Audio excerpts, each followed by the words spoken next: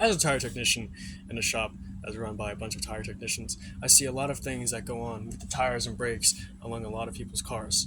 And unfortunately, a lot of people don't know what's going on with their tires specifically. I do. I have a lot of experience in them, and I don't mean to say that in a rude way. I just mean to know that a lot of people don't pay attention to their tires. They think that it's an afterthought of their vehicle. Unfortunately, I like to say that that isn't the truth. It is, in fact, the beginning of the safety of your vehicle. So, I'd like to begin by showing you about specifically the tire and any condition that could affect it or any condition that could affect you and your wallet. So, to begin with, we have a regular tire. Now, a regular tire, let's say that it's off the lot brand new. Any tire that comes in has a good amount of tread, and you can tell that because you can go in between each groove that's on top of the tire, and you can see if it takes a big chunk of your finger out. Now, if it's worn down, there's little ridges in between each tread called the wear bars. And the wear bars essentially tell you when you need to replace the tire at a regular given time. It's essentially letting you know before you reach the actual structural integrity of the core that's under the rubber that's under the tread. Now, there's also other conditions of the tires that a lot of people don't know that I would like to teach you because I see that it might affect a lot of people. In fact, I see a lot of blowouts that happen and a lot of tow-ins that come into my shop. So to begin with, we have dry rot. Dry rot is a thing that happens because of the Florida heat and the Florida sun affecting the ozonate layer of the tire that actually makes it age and wear out really, really quickly. And unfortunately, people don't notice it because they let their car sit, or they just don't care about it, or they don't have the money to replace them. However, dry rot is a real big issue because it actually hardens the tire, and tires are rubber. They need to flex against the ground in order to be able to move.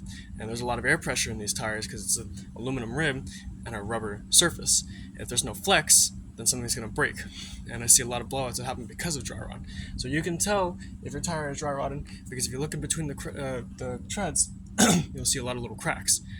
And if you look in between the tire rim and the rubber, along the rim's edge, you'll see a bunch of cracks. And it doesn't look pretty, so you'll know when you see it. And another thing about tires is their age.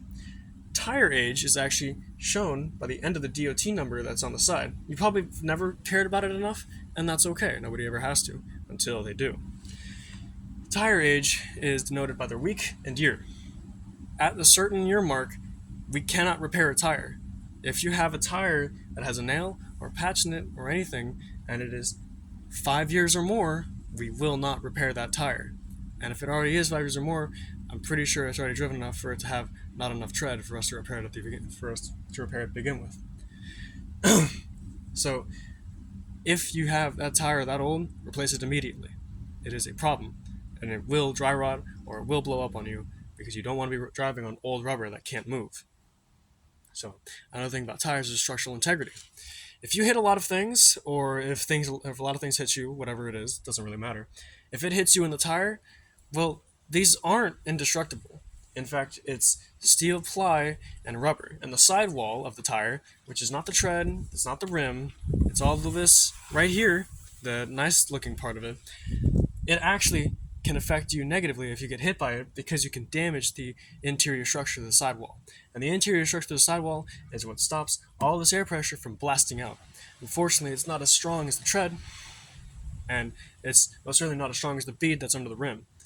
So all this air pressure is fighting against this. If this is damaged, it will actually begin to bubble up and you'll see it. This could cause a blowout. If you see a bubble in your tire, replace it immediately. Or tell somebody that you see in there, replace it immediately. Or put a spare on and let all of the air out in the tire, because if you cause a blowout, you could damage everything behind it, as in your brakes, your suspension, or you could lose control of your steering and run into another person. I've seen it happen, believe me.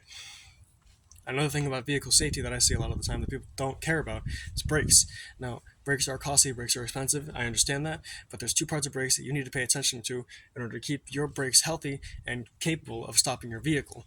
So you have the solid parts. The solid parts are the rotor, the pads, and the caliper. I'm not going to talk about the caliper because the caliper is a big mechanical mechanism that really just adds to the complexity of brakes that you don't really need to worry about unless you're told you need to worry about it by a professional service person. Okay? But the rotors and the pads you can see for yourself. I'm not going to take the wheel off for you, because I don't want to show you something that you have to have a certain tool for. I want to be able for you to be able to see it with your own eyes, and you don't have to worry about not knowing what's going on with your car, especially its brakes. Rotors are circular metal devices that go in between your brake pads that act as the stopping power for the brake pads. Essentially, They are attached to the hub, and they cause a lot of friction and heat, and that heat basically disperses and stops your vehicle. But you can tell the health of your rotor by its lines or the thickness of it, and there's a little lip that can be caused by the brake pads. That if there's a lip there, then you know that it's time to replace your rotor. Or if there's scratches that are real bad, grooves, or sand marks, or even warping or bluish marks, that means your brakes went on fire, which is really cool. Now, brake pads. Brake pads have backing plates and then friction material. That friction material goes against what I said, the rotor. Now, that friction material can actually get very, very low, and it can cause your braking power to become very, very reduced. And without new brakes, you will actually begin to grind against the rotor with steel backing plates. That will cause less efficient braking power, and you will actually heat up the brake fluid because of how much friction is being produced. And depending on the brake fluid that you're running in your car, you might actually burn off all of the brake fluid that you have in your car. Because you might have DOT3 or DOT4 brake fluid. DOT3 brake fluid has a lower boiling point than DOT4 brake fluid. And most cars nowadays, unless you're a luxury sport owner or you're a person with a heavy duty, you're not gonna have DOT4. In fact, you're gonna be running mostly DOT3. And that's okay, but just be aware of what's going on in your car. Because when all of that gets burned off, you'll have no braking power.